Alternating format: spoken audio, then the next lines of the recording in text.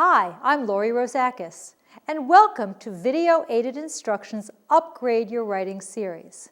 This is the fourth program in the series, Crafting Sentences.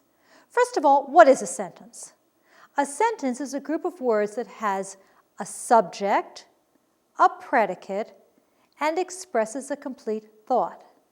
The subject will be a noun or a pronoun. The predicate is the verb or the verb phrase, and anything that is not part of the noun or the pronoun. Let's take a look at some examples to see what we're talking about. Here's a group of words that is lacking the subject. Was the oldest person elected president at age 69? That's not a sentence because we don't know who that oldest person was. Here's the corrected version. Ronald Reagan was the oldest person elected president at age 69. Well, now it's correct because now I have my subject. Here's an example of a word group that is lacking the predicate. John F. Kennedy being the youngest person elected president at age 43.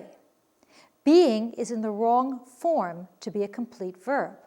Here's the corrected version. John F. Kennedy was the youngest person elected president at age 43. And our last example is incomplete because it does not express a complete thought. Because Theodore Roosevelt was the youngest person to become president, he was 42 when he succeeded McKinley, who had been assassinated. Here's the corrected version. Theodore Roosevelt was the youngest person to become president. He was 42 when he succeeded McKinley, who had been assassinated.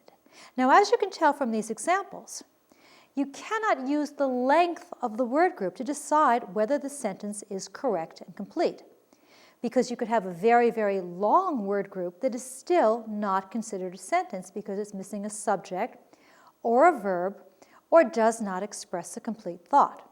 So instead, you've got to use our three-part test. Does it have a subject? Does it have a predicate? And does it express a complete thought? So now what I would like you to do is to pause the program and identify each sentence as correct or not. Explain why each incorrect sentence is incorrect. Then correct it. When you're finished, come back.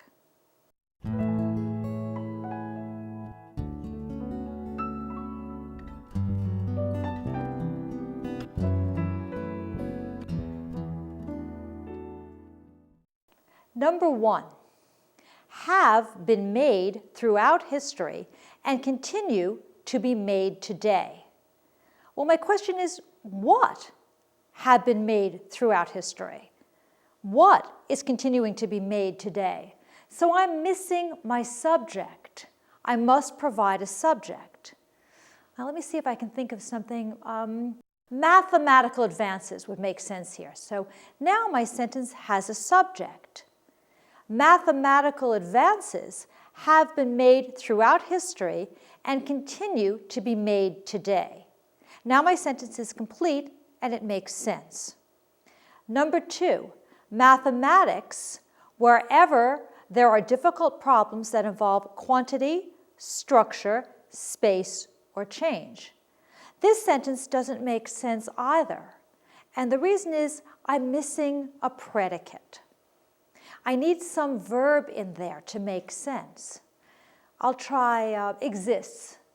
Mathematics exists wherever there are difficult problems that involve quantity, structure, space, or change. Now my sentence makes sense. Number 3, most of the mathematical notation in use today not invented until at least the 16th century. Well, that doesn't make sense either. I'm obviously missing a part. I know I have my subject, most of the mathematical notation, so I must be missing my predicate, and indeed I am. I need some verb. I think I'll use a form of to be. I'll use was. Most of the mathematical notation in use today was not invented until at least the 16th century. Now my sentence is complete.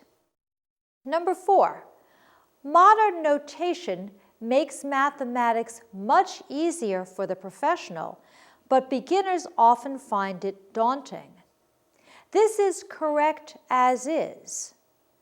It, in my second clause, refers to modern notation, and therefore I have a compound sentence.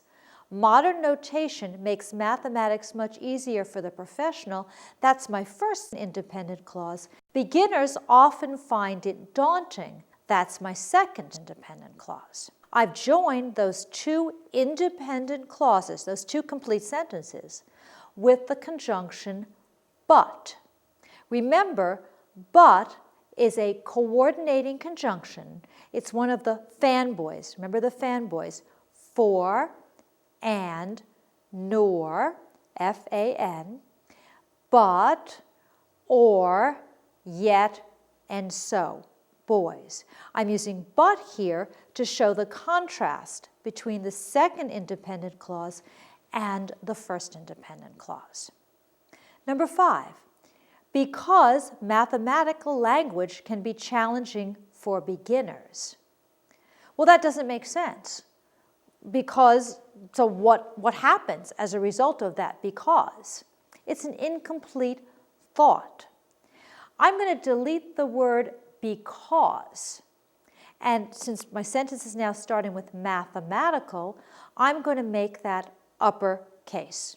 Now it reads, mathematical language can be challenging for beginners. So I've turned a dependent clause, a clause that started with a subordinating or dependent conjunction because, into an independent clause, a complete sentence, by deleting that dependent conjunction because. Number 6, mathematicians want their theorems to follow from axioms and postulates by means of systematic reasoning. That is correct. I have my subject, mathematicians. I have my predicate. The rest of my sentence, they want their theorems to follow. So I have a complete thought and a subject and a verb. I'm correct there. Number 7, Carl Gauss, referring to mathematics as the queen of sciences.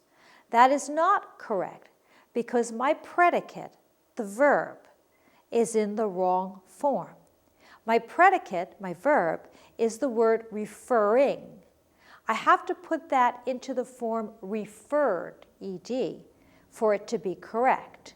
Now the sentence reads, Carl Gauss referred to mathematics as the queen of sciences. And now it makes sense. Number 8, since the major disciplines within mathematics first arose out of the need to do calculations in commerce, to understand the relationships between numbers, to measure land, and to predict astronomical events. I made this one a little bit tricky. Sometimes we assume, incorrectly often, that if a sentence is very long, it must indeed be a sentence because it has so many words. You learned in this program that length is not the way by which you can judge whether a sentence is correct or not, because you can have a very short, complete sentence and a very long, incomplete group of words. This is not a complete sentence because it's not a complete thought. And the reason is that little word since. By starting with a dependent or subordinating conjunction, I have made this an incomplete thought. Since the major disciplines within mathematics first arose out of the need, blah, blah, blah, doesn't make any sense. What does that mean? What is the result of that? So to correct that, I'm going to eliminate the word since. Now my sentence is indeed a sentence. It is indeed an independent clause because it makes sense. The major disciplines within mathematics first arose out of the need to do calculations in commerce, to understand the relationships between numbers, to measure land, and to predict astronomical events. This now makes sense. So to reiterate, do not be misled by the length of the word group. Whether it's short or long does not tell you whether it is an independent or a dependent clause. This is dependent even though it is very long. Instead, go by our rule. Does it have a subject? Does it have a predicate? And does it express a complete thought? Number 9, originates with geometry. This word group is missing a subject. I don't know what originates with geometry. It could be a ham sandwich for all I know that originates with geometry. So I've got to look at this word group and try to figure out which subject would make the most sense. I'm going to use the study of space because I happen to know that the study of space did indeed originate with geometry. Now my sentence is correct because I've added a subject. The study of space originates with geometry. Number 10, although understanding and describing change is a common theme in the natural sciences and calculus was developed as a powerful tool to investigate it. Again, very long, but not a complete sentence. The reason is it is not a complete thought. This is a dependent clause because of that word although.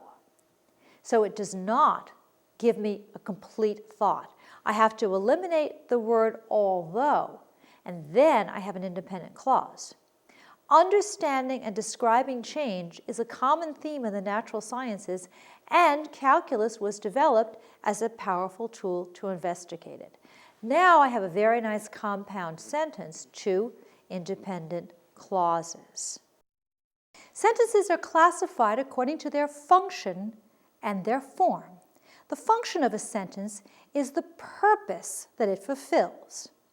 The form of a sentence is the number and the type of clauses that it has. There are 2 types of clauses, dependent and independent, and we'll talk about that in a few moments. Now, sentence functions.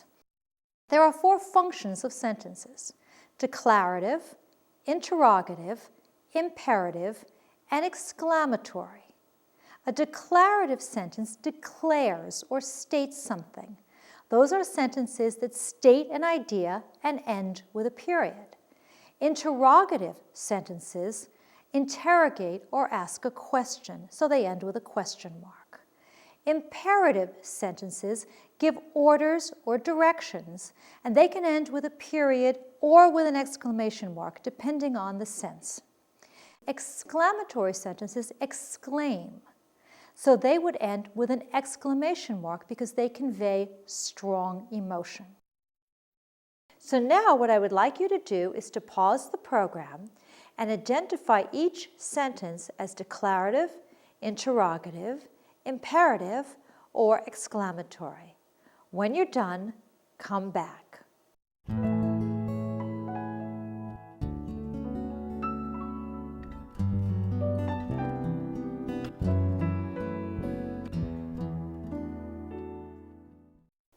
Around 1750, the first glue patent was issued in Britain for a glue made from fish. This is a declarative sentence. It's a statement. Part of the way I can tell, as you know, is from the end punctuation. It doesn't have a question mark, and it doesn't have an exclamation mark. So I can knock out those 2 kinds of sentences. Number 2. Did you know that the concept of an aerosol originated as early as 1790? Question mark. Well, it did! Exclamation. When I see a question mark, I know I have an interrogative sentence. I'm asking a question. When I see an exclamation mark, I know that I have an exclamatory sentence because I'm exclaiming something. I'm saying something that has a bit of excitement to it. Number 3. Close the door.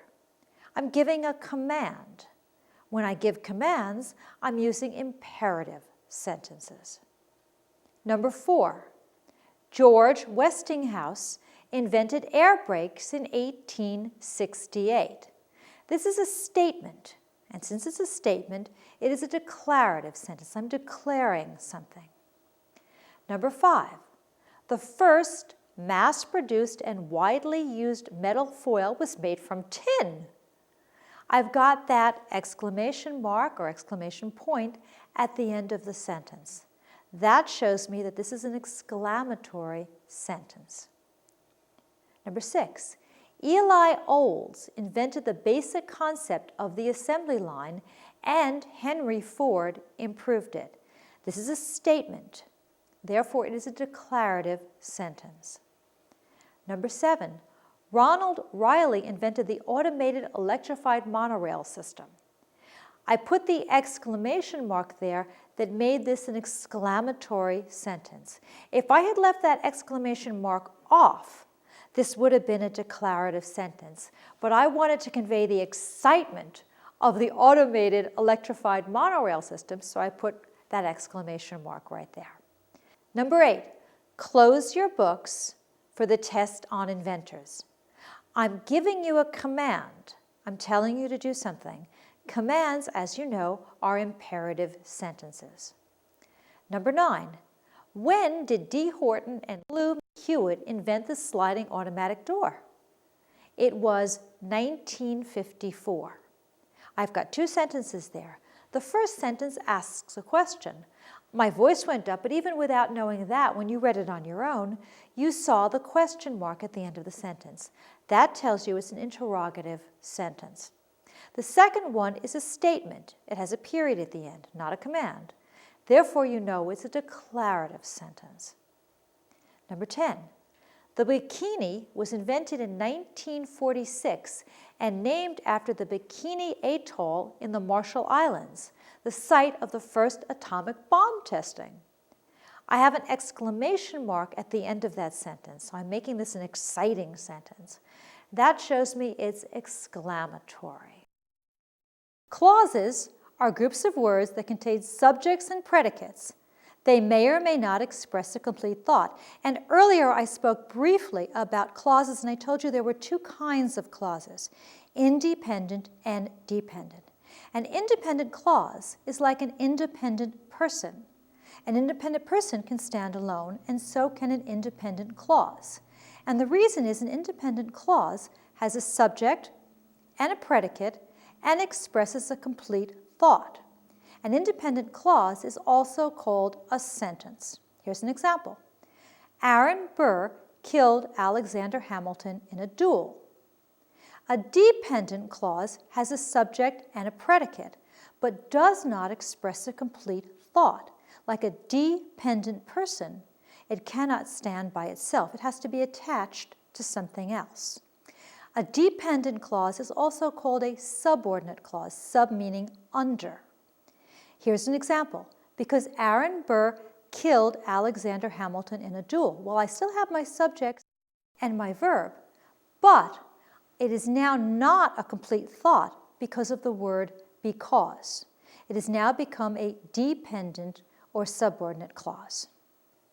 So now what I would like you to do is to pause the program and label each clause as independent or dependent. When you're finished, come back.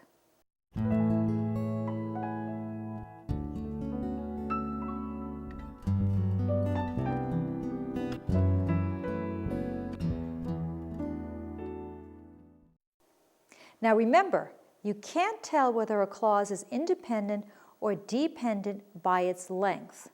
You have to look to see if there's a subject, a predicate, and the sentence or the word group expresses a complete thought. Let's look at number 1. Although in 1848, Elizabeth Cady Stanton and 4 other women invited the public to the first Women's Rights Convention to discuss expanding the role of women in America. That's long, but that is not an independent clause. That is not a complete sentence. It is dependent because of the word although. When I see that subordinating or dependent conjunction, I know that that cannot be a complete sentence because I am subordinating that word group, that clause, to something else. So this is dependent. Number 2, at the end of the 2 days, 100 people made a public commitment to work together to improve women's quality of life. This is a complete thought. This has a subject, a verb, and expresses a complete idea. So this is an independent clause. Number 3, since more than 1,000 miles of trail ruts can still be seen today in the vast, undeveloped West, reminders of the greatest mass migration in U.S. history. Because of that word since, that subordinating or dependent conjunction, this is not a complete sentence. This is a dependent clause. Number 4, the road to California carried over 250,000 gold seekers and farmers during the 1840s. That's a complete sentence. It has a subject, it has a verb, and it expresses a complete thought. That's independent. Number 5, in central Colorado lies one of the richest and most diverse fossil deposits in the world. Also a complete sentence, therefore it's an independent clause. I just want to pause for a second and remind you, the reason why we're concentrating on this is because when you can write complete sentences, you're expressing your thoughts clearly and correctly, and your audience, your readers, will understand what it is you're talking about.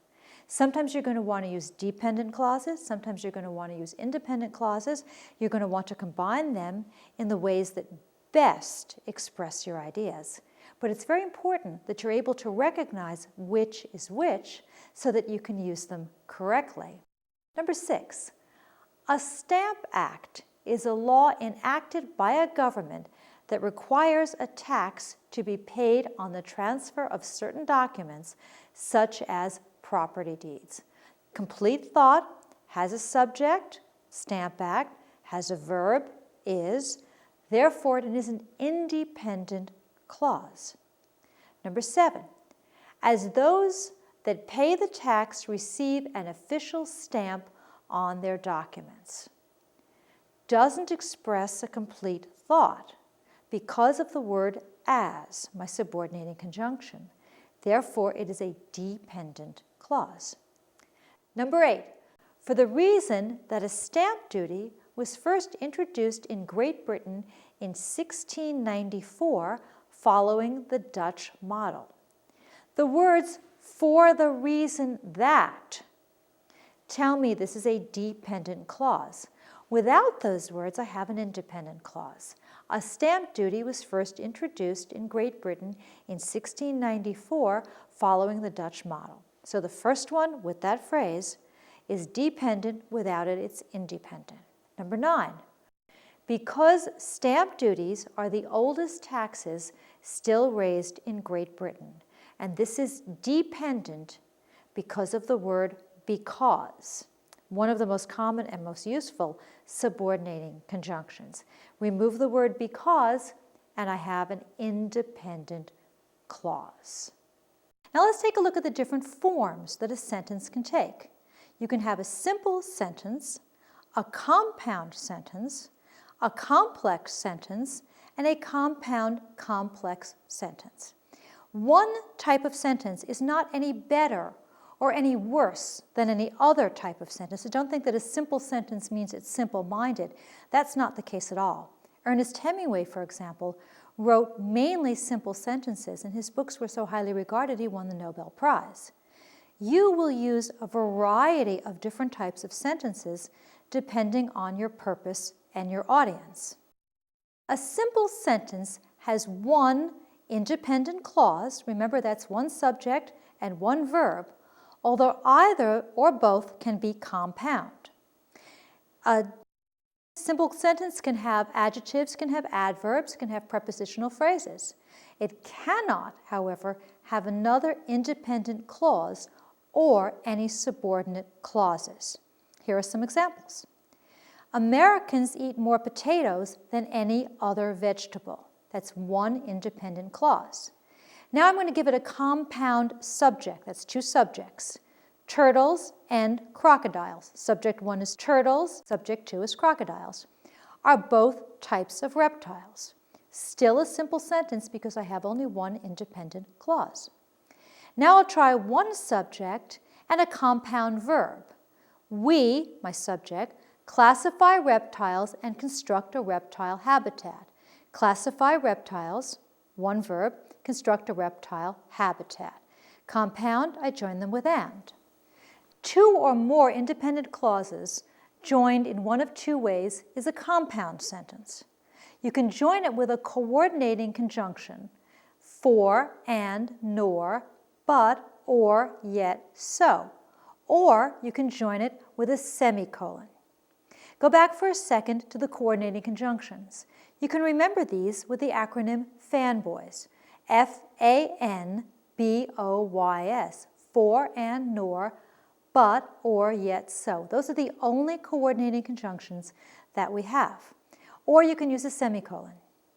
Here's an example. Turtles are reptiles with a protective shell, comma, and there are over 250 species of turtles. I can tell this is a compound sentence because I have two independent clauses joined by one of the coordinating conjunctions. I chose a specific coordinating conjunction, and, to show equality between the two independent clauses. If I had chosen but or yet, I would be showing contrast. If I had chosen or, I would have been showing choice. If I had chosen the semicolon, I would have been showing that they are very closely linked indeed.